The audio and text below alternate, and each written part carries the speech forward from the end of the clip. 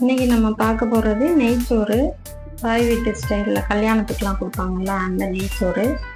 அதுக்கு நான் இதில் ஒரு கப்பு, அதாவது இங்கே ஊர்லலாம் அரைப்படிப்படின்னு சொல்லுவாங்க. இதில் ஒரு கப்புக்கு அரிசி எடுத்திருக்கேன். எடுத்து 20 நிமிஷம் ஊற வச்சுருக்கேன்.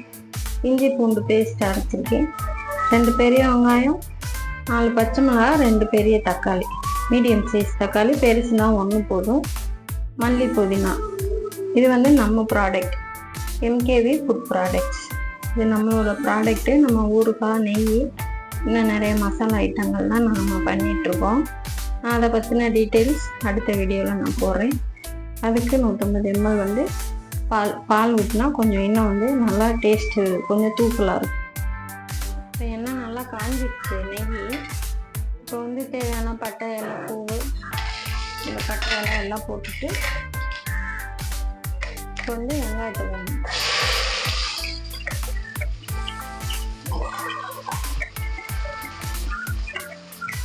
வெங்காயம் கண்ணாடி பழம் வந்தால் போதும். ரொம்ப முருகலாக நம்ம வதக்கணும்னு அவசியம் இல்லை. மல்லி, புதினா, தக்காளி,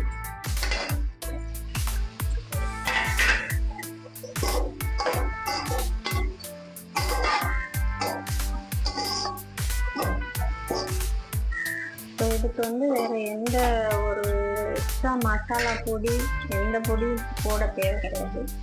இது மட்டுமே போதும். தக்காளி நல்லா வதங்கின அப்புறம் இஞ்சி பூண்டு போட்டுக்கலாம்.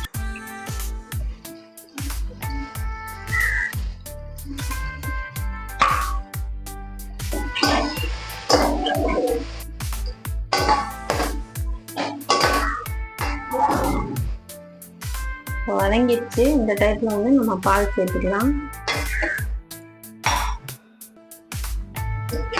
ஓகே, பார்த்தீங்களா நம்ம நெய் மேலே வந்துடுச்சு, பிரிஞ்சிடுச்சு. பார்த்தீங்களா? ஓகே, இப்போ 1.5 பங்கு 1.5 பங்கு தண்ணி ஊற்றிருக்கோம். அதுக்கு தேவையான அளவு உப்பு.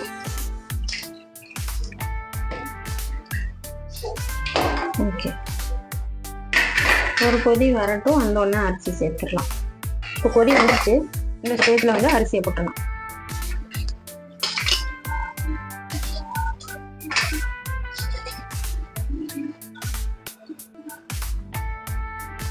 இப்போ அடுப்பை அரை ஃப்ளேமில் வச்சுருந்தோம். இப்போ இதுதான் தம் போட சரியான பக்குவம்.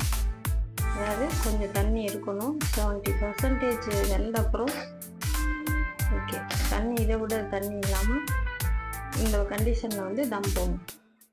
தோசை கல், அடி கனமான கல், சட்டி கீழே அடுப்பில் வச்சுட்டு 20 நிமிஷம் அடுப்பை ஃபுல்லாக சிம்மில் வச்சிடணும்.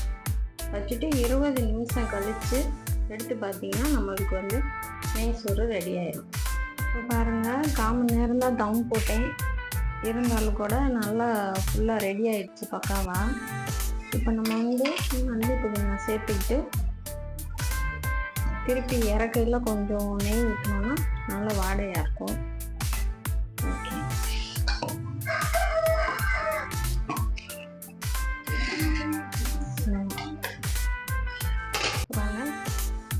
கீ ரைஸ் ரெடி ஆயிடுச்சு. ஹெவி மசாலா இல்லாமல் சிம்பிளாக, ரொம்ப போட்டு பிறக்கணும்னா உடஞ்சிடும். ஆனால் லைட்டாக கிளறி விடணும்.